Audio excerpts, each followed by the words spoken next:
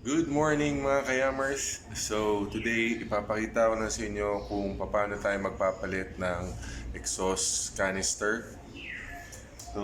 So meron tayong nakatago dyan na SC Project na canister. Papakita ko sa inyo kung paano siya install dito. And then magsa-sound check tayo. Okay? So please stay tuned.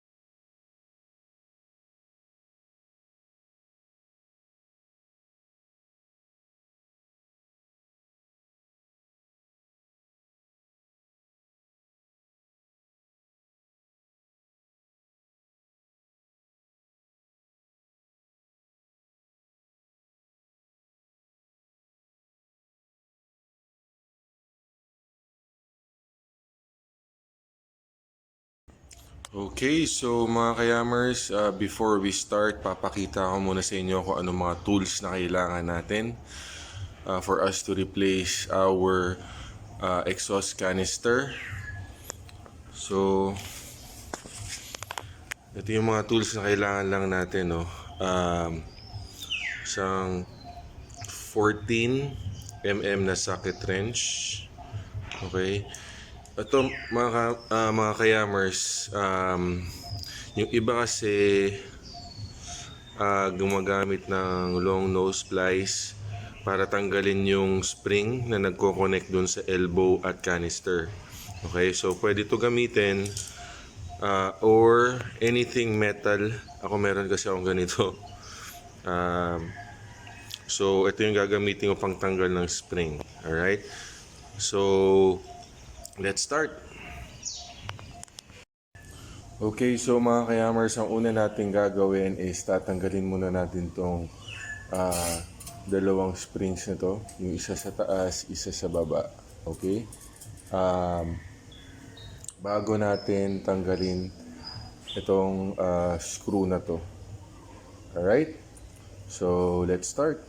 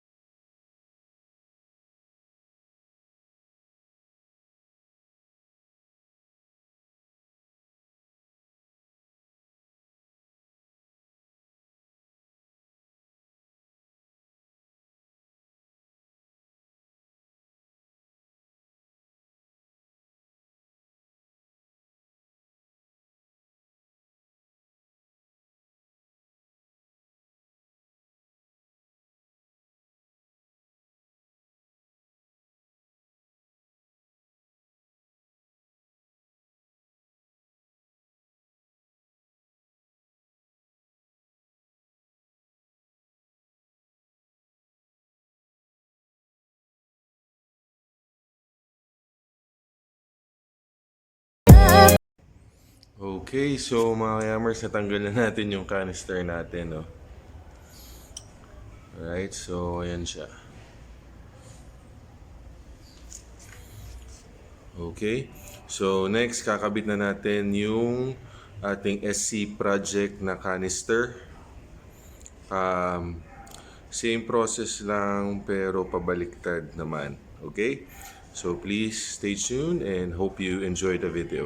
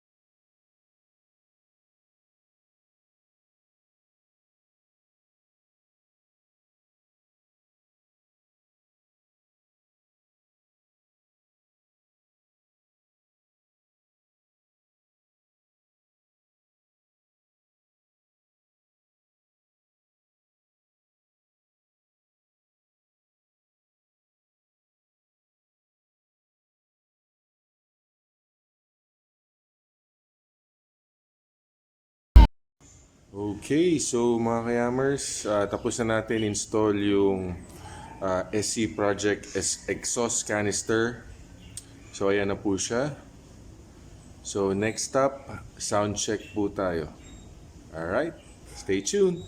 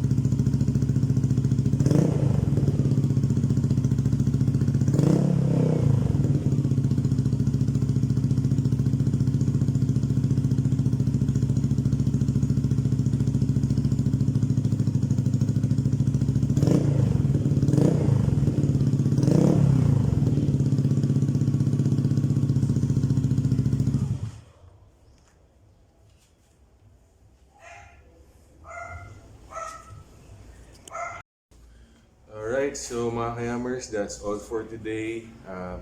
Again, pinakita ko lang sa inyo kung paano install yung SC project na exhaust canister. But again,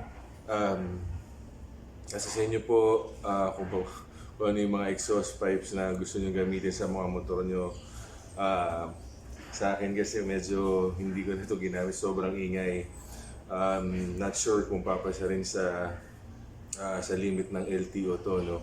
So, but I hope you have learned something, and please don't forget to like, share, and subscribe. Thank you. Peace out.